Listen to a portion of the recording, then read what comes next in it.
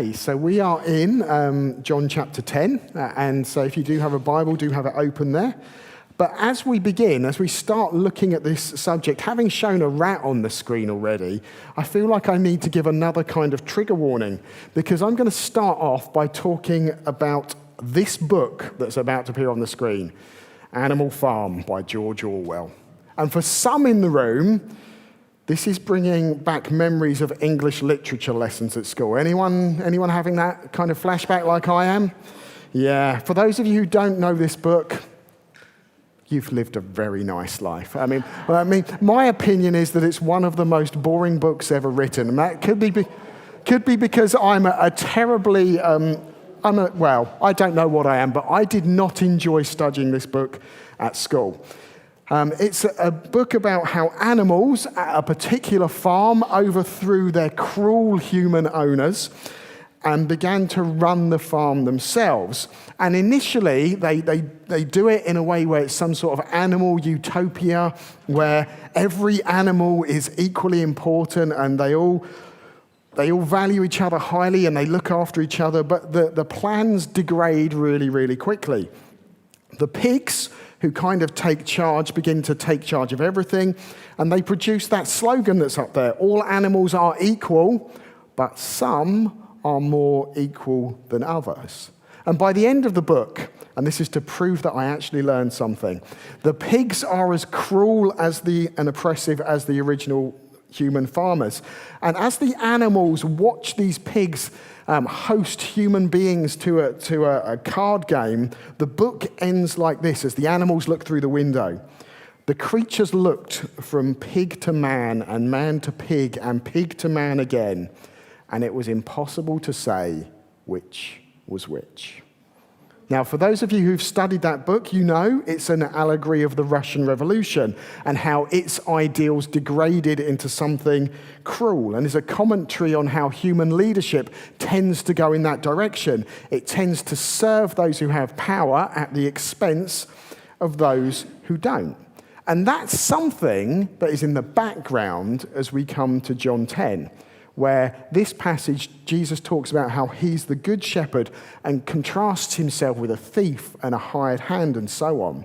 But it's that element of it is something that we might miss. And over the last few weeks, what I've tried to do as we've gone through John's gospel is to draw out some of the connections that we might not so easily see between the things that Jesus says and the things that were going on at the times that he said them. So when Jesus said, "I am the bread of life," he said that because Passover was near and the people would remember God giving them bread in the wilderness. When there was a festival where there was a daily ritual when they would take water from the temple and pour it out and remember how God had provided for them in the past, water in the desert, but would also provide for them in the future, Jesus stands up and says, "If anyone is thirsty, come to me and drink." And then last week, when we thought about that same festival, when they would light huge lamps up in the temple so that it illuminated the entire city, at the end of that, when they're remembering how God would be a light for them in the past and in the future, Jesus stands up and says, "I'm the light of the world." He's really, really provocative when he makes these statements.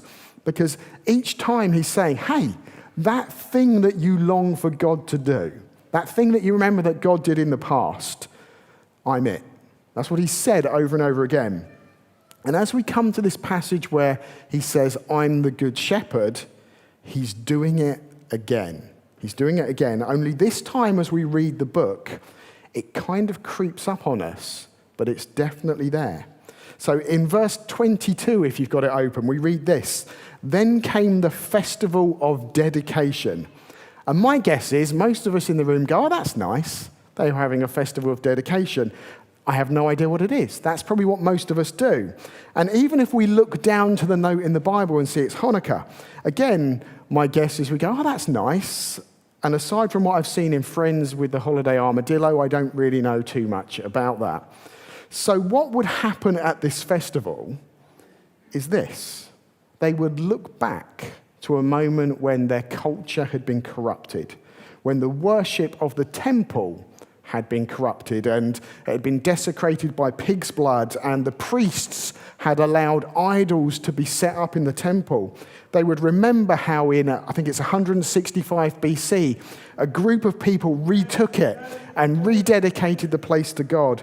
And whilst they remembered this and whilst they celebrated it, they would read from the book of Ezekiel, one of those books we don't tend to read very much. They would read from chapter 34, reflecting on the failure of leadership in the past, these words that had been said through the prophet. Woe to you, shepherds of Israel, who only take care of themselves. Should not shepherds take care of the flock? You eat the curds, clothe yourselves with the wool, and slaughter the choice animals. But you do not take care of the flock. You've not strengthened the weak or healed the sick or bound up the injured. You have not brought back the strays or searched for the lost. You've ruled them harshly and brutally. So they were scattered like there was no shepherd. And when they were scattered, they became food for all the wild animals. My sheep wandered over all the mountains and on every high hill. They were scattered over the whole earth, and no one looked for them. Then just a few verses further down in that passage, it says these words. This is what the sovereign Lord says. I myself will search for my sheep. As a shepherd looks after his scattered flock when he's with them, so I will look after my sheep. And so as this festival approaches, as people were starting to think about this, when they were looking for and longing for God to be the shepherd that they needed, Jesus stood up and in verse 11 says, I'm the good shepherd. I'm the good shepherd. I'm the one that you need to look to lead you and care for you. I'm the one who's going to do all those things that God would do. I'm the one who's going to go after the guys who are lost. I'm not a leader like you've had before. I'm not a leader like the pigs in Animal Farm who exploit people for their own gain. He's saying he's going to come and be a shepherd the way God was supposed to be a shepherd. Now, we're going to circle back to that thought later on, but here's where we start. If Jesus is the good shepherd, then people, his people like you and me, we're sheep. We're sheep. And let's explore for a minute a little of what it says in verse 14, where Jesus says, I am the good shepherd, I know my sheep. And I want to encourage you to do something here. When Jesus says that you're sheep, embrace it. Embrace it in all of its fullness. And first of all, embrace just how unflattering a description of you it is. I mean, to describe people as sheep, even today, isn't overly complimentary. In online debates, when people are saying that others are just going along with the crowd and they don't think things through, people refer to them as sheeple because it's an insult. It's meant to make us think, you have no opinions, you don't think for yourself, you're a sheep. And even when you think about sheep in and of themselves, it's not a flattering description. As animals, they are vulnerable. They lack any kind of defensive weaponry. They are slow. They are foolish enough to get stuck on roofs and to get buckets stuck on their head. It's almost as if they are built not to be left on their own. Most other animals don't work that way. You release a cat into the wild, and it sharpens its claws, it starts humming, born free to itself, and it sets off to cause carnage amongst the local wildlife. That's what cats do. Release a dog, and it bounds about, and it finds sticks, and it brings them back to you. It has a whale of a time. Even cows in a field make you a little bit nervous because you don't want to mess with the bull, do you? But sheep have none of those qualities. They're just not meant to be out there on their own. They even have this built-in design flaw, it seems, where they can become cast. So that sheep on the screen is not having a nice little lie down on its back. It's stuck. It's stuck there. It cannot get back on its feet, and if it's left on its own, it will die. I mean, what a useless animal. What an absolutely useless animal. Left like that, they die. And they don't seem to learn either. That clip from earlier on, when the sheep is released from the crack in the ground, released to live its best life again, full of joy, what's the first thing it does? Jumps straight back into the crack. Now, as funny as that might be, and I watched it multiple times this week, here's the unflattering thing to take from this. When Jesus says that he's the shepherd and he knows his sheep, he's saying that's you. And that's me. That's what we're like. Helpless, stupid, prone to do the same foolish thing over and over again, and quite likely to get ourselves into a situation where we simply cannot save ourselves. You are a sheep. One pastor I often listen to says this about human beings. We often look back at younger versions of ourselves and say, oh, that version of me was just so foolish. So 15-year-old you looks back at 12-year-old you and says, I knew nothing back then. I was such an idiot when I was 12. 20-year-old you looks back at 15-year-old you and says, I was such an idiot back then. I knew nothing. I was such a fool. 40-year-old looks back at 20-year-old you and says exactly the same thing. And it goes on and on and on all through your life. And the problem that we have is at every moment in our lives, we think we've just got over our stupidity. So where you are right now, you probably think, I'm not as foolish as I once was. I've just got over my stupidity. In 5 years' time, you will think you're an idiot. The version of you is an idiot. Our future self always disagrees with the fact that we think we've arrived. So like sheep, there might be moments when we get something wrong. And we realize that we're not all that we should be. And we say to ourselves, I will never make that mistake again. God, I've learned this time. I've really learned not to make that mistake again. And then 5 minutes later, we find ourselves in the ditch. We find ourselves having failed to be what we should be again and again. We've lied again. We've not met our own expectations again. We've tripped over a sin that we thought we'd beaten again. We realize that we're selfish or self-righteous, that we have a problem with our temper. And here's the thing. Jesus knows his sheep. He knows you. Jesus has seen all of the ditches that you've already jumped in, and he knows the ones that you are going to jump in the future. He's seen the ones that you have jumped in. He's seen what you are going to jump in the future. He knows your sheepness. To put that another way, he knows your depths. He knows the mistakes that you make. He knows the mistakes that you don't even know that you make. And that's an encouraging thing, actually. Because I think each of us, deep down, we sometimes think to ourselves, if people really knew me, if people knew my heart, if people knew what I do, if people knew my thoughts, they'd be disappointed in me. And some of them would never talk to me again. I think deep down we all know that. Jesus knows you. He knows you to the very depths of who you are. He sees your sheepness. He sees the things you hide from everyone else. Embrace that. Embrace the fact that he knows you. Allow yourself to realize that he sees what you try to hide from everyone else. And at the same time, embrace something else. The fact that you're a sheep means you are incredibly valuable to the Good Shepherd. You're incredibly valuable. Because that's the other side of the coin here. That's the other side of the coin. When Jesus said that we're sheep, he was also saying we are incredibly valuable to him. Sheep in the Bible were often how you measured your wealth. It's a little bit different today. As a family, well, the older members of the family, we've got into Clarkson's farm recently. And when he kept sheep, it became clear that today, if you're a sheep farmer, it's really hard to make money out of it. Really, really hard.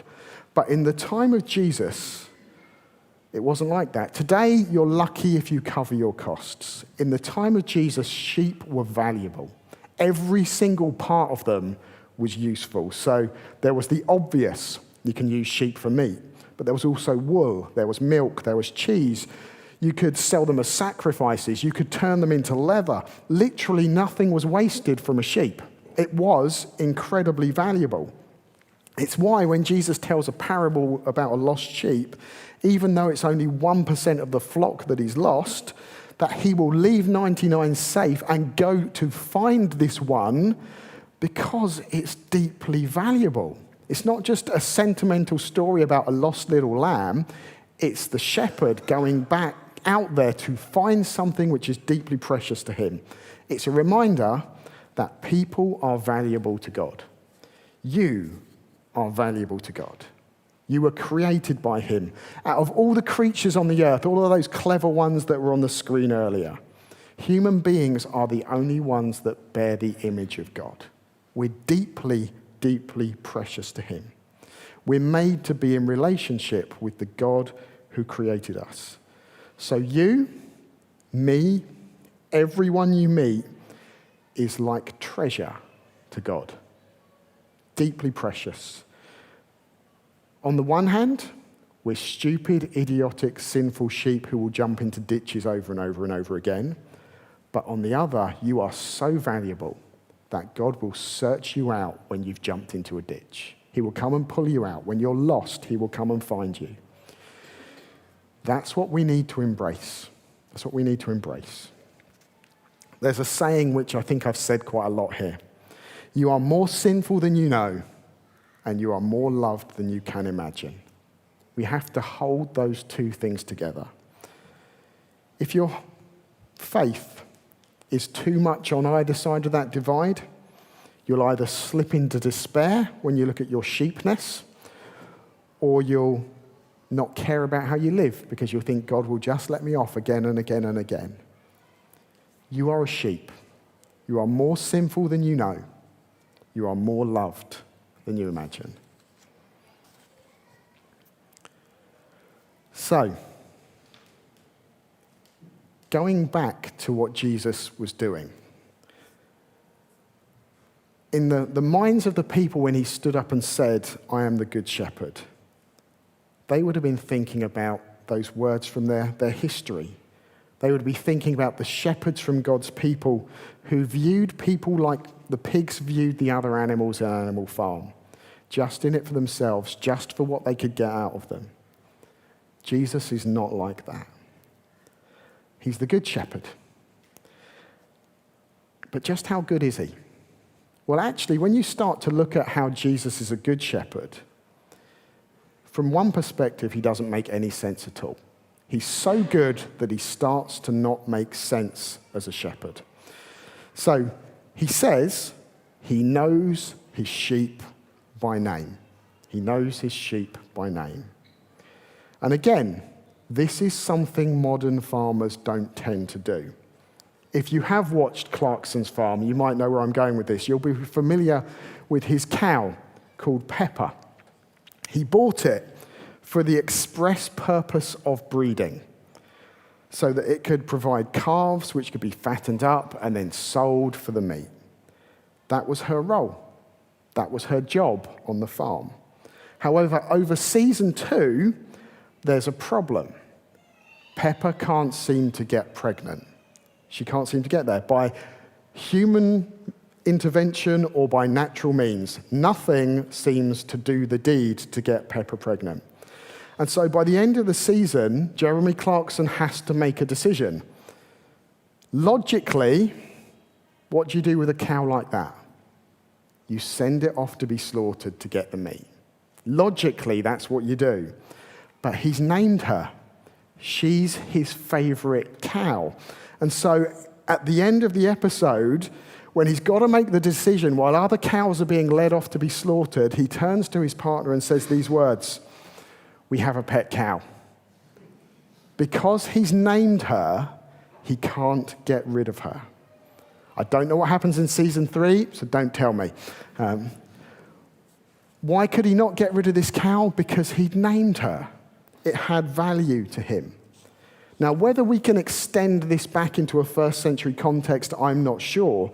But the fact that the Good Shepherd knows his sheep by name is another indication that they're not just mere commodities to him. They have value. And as we explore what he says he'll do as a Good Shepherd, it starts to make no sense, humanly speaking, because some contrasts get drawn. First, the Good Shepherd is compared to a thief. The thief comes only to kill and to destroy. No thief is ever going to name a stolen sheep. They're not going to do it. But the second comparison gets even more stark, because in verse 12, the Good Shepherd is compared to a hired hand. And when the hired hand is involved, he doesn't own the sheep. He's not the shepherd. He sees a wolf coming, and he abandons the sheep and runs away, and the wolf attacks the flock and scatters it. The sheep get munched because he's a hired hand and not the shepherd. For him, sheep are just a job, and he cares about the job and not the sheep. Now go up to verse 11. The Good Shepherd lays his life down for the sheep. And just so there's no doubt about what that's saying there, it literally means the shepherd lays his life down in the place or on behalf of the sheep. The picture there is of a shepherd who sees the predator coming and doesn't just risk his life, but will lose it for the sheep. Now, I look at that and think from a human perspective, that's a crazy shepherd. It's a crazy shepherd. I mean, I love my cat. And when my cats have got ill, I perhaps lose a little bit of perspective as to how much money you should spend on an ill cat. But when push comes to shove, no matter how valuable I think my cat is, if it came down to me or the cat, I think it's going to be me. I think it's going to be me that, no matter how much I value it, I'm not going to die for my cat. If it came down to me or a sheep, it's bye-bye Fluffy every day of the week. What does Jesus say? I'll die for my sheep. I'll die for them. In Romans 5, we read these words. You see, at just the right time, while we were still powerless, Christ died for the ungodly. Very rarely will anyone die for a righteous person, though for a good person, someone might possibly dare to die. And then it says those words on the screen, but God demonstrates his own love for us in this. While we were sinners, Christ died for us. You are more sinful than you know. You are more loved than you can possibly imagine. Back in that passage in Ezekiel that people would read at this time of year, it's come these words, and again a little bit further down. This is what the sovereign Lord says. I myself will search for my sheep and look for them. As a shepherd looks for his scattered flock when he's with them, so I will look for my sheep. I will rescue them from all the places they were scattered on a day of clouds and darkness. Do you see where that's going?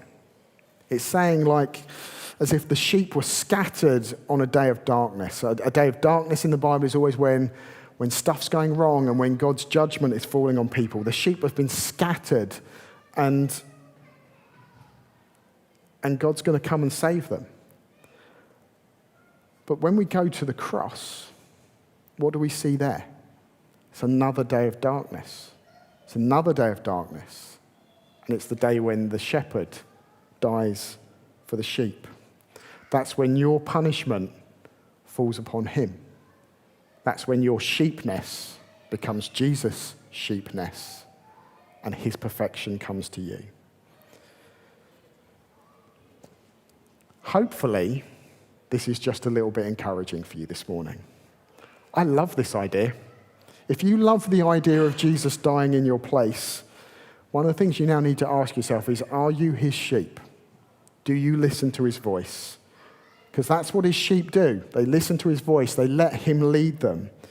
Do you let him tell you where you need to go and what you need to do? Jesus' sheep follow him. Do you follow what he says? He says a number of things in John's gospel. He says things like, come to me if you're thirsty. He says, eat me like I'm bread. He says, leave your life of sin. He says, be born again. Following Jesus means things have to change. You have to do what he says. And one of the ways you start to know that you're following him is this: you become like him. The good shepherd saves his sheep, who become like little mini shepherds. That's what we're supposed to become. We're supposed to become like little mini shepherds. How do you know this is working in your life? Because you'll see people and you'll think, they're like sheep. And that's not limited to the fact that you think they're dumb and you're not. You'll realize that they need help. You'll realize that they're going to make mistakes over and over and over again. And yet you'll have the vision of God to see them as treasure. Now that's a question. Do you see people who make mistakes as treasure to God? That's a sign that you're following him. You'll want them to be all they were made to be. You'll grieve over the damage other people do to them.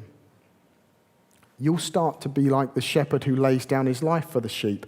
You'll sacrifice your time and your resources because you'll know that the great shepherd did it for you. You want to do it for other people.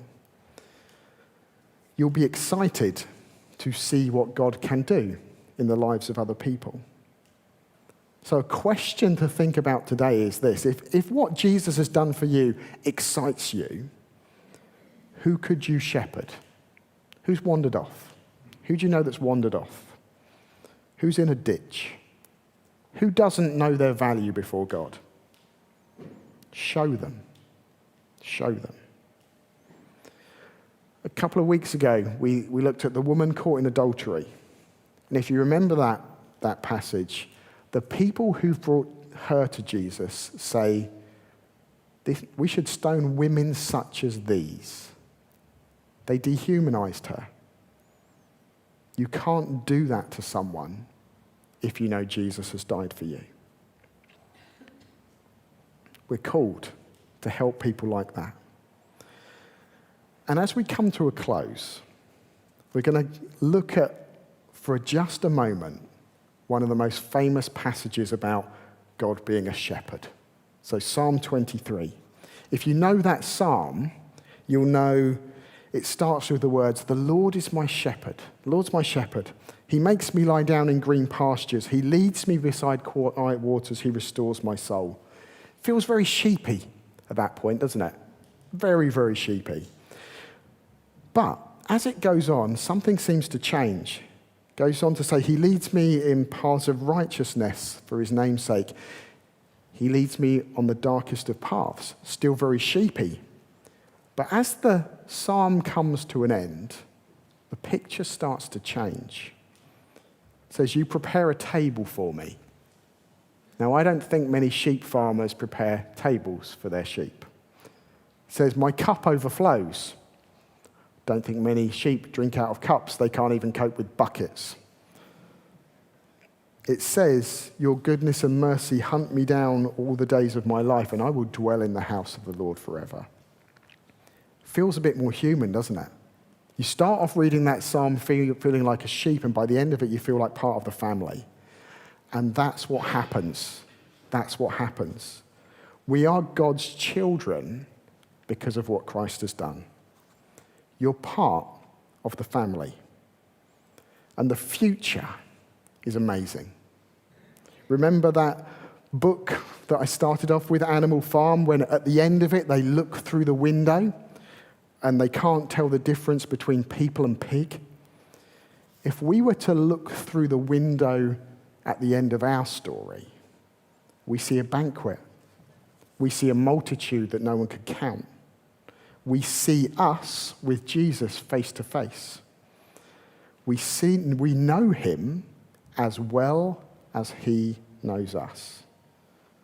He's the good shepherd. He lays his life down for the sheep. He sees your depths but he also sees you as treasure. So let him change you. Let that change you. Let it make you a mini shepherd who'll go out for the lost. And look forward to the day when, as a sheep, you've become a child at his banquet. Let's pray, and then let's sing together.